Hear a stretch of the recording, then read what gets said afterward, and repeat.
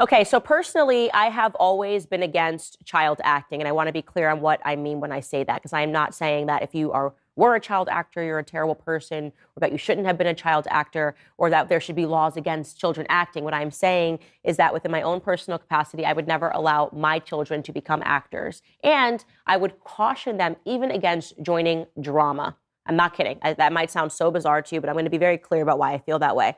I believe that acting, the best actors, right, what they are good at is mentally destabilizing themselves, right? It is an act of mental destabilization to convince yourself that you are somebody else and to be so good at it that they say, wow, I totally believed you as a character. It's a wonderful craft. It takes a tremendous amount of talent. But I've always thought it was very bizarre when people aspire for their children to become individuals that have to mentally destabilize themselves day in and day out. And I can tell you just this, in my personal capacity, right? I deliver a show every day. I am not an actor. But 5 days a week, I have to get up here and I have to be able to speak to you irrespective of what's going on in my personal life. So let's say, I'll give it back to a couple of years ago when my grandfather died. It was a very difficult time for me when he was sick. It was a difficult time for me, to watch him in that capacity, but it did not change my commitments at work, right? So you might obviously go to work every single day. Maybe you work a 9 to 5 job and you don't have to get up and deliver a show. But if you are not having a great day, you can kind of sit behind your desk and you can be relaxed. Not me, right? I have to not be upset. I cannot be crying. I need to be able to deliver a show. And that takes a lot sometimes. Sometimes I think I don't really want to do this.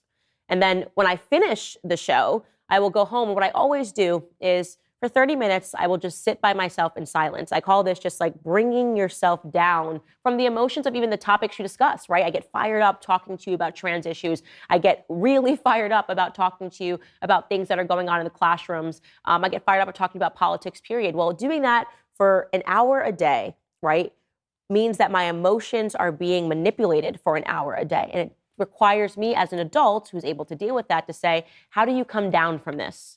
And for me, it's sitting in silence for 30 minutes, typically in the sun.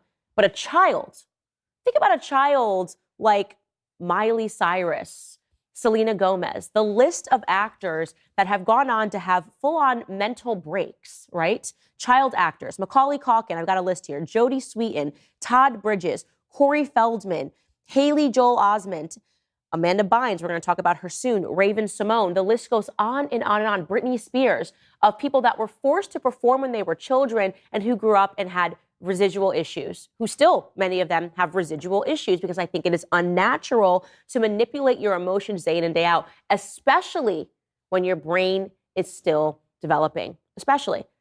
Now, I say this from also personal experience because I had friends that were in the drama club and a lot of them dealt with depression. You will find this, by the way, with comedians. People that get up and deliver a show and have to pretend to be happy for hours on end tend to suffer from depression. And you go, how could that be? You're a comedian. You make people laugh. You make people laugh. I don't understand how a comedian could ever be upset. Well, it's because they're forcing themselves into a very dramatic emotion day in and day out. And you can imagine what that does to someone who's on Broadway every single night, what that is like for somebody who has to do that to make a living. And so I'm opposed to it. Now, I'm not saying, again, that you shouldn't do it. I'm just personally opposed to it. And it is the reason why my heart absolutely breaks for Amanda Bynes. I enjoy child actresses, especially when you're young and you are watching them and you are observing them. It's content that is quite literally for people while they are young, right? You go, oh my gosh, I love her. I absolutely loved Amanda Bynes growing up. Yesterday, it was reported that she's been placed on a psychiatric hold after she was found roaming the streets naked and alone.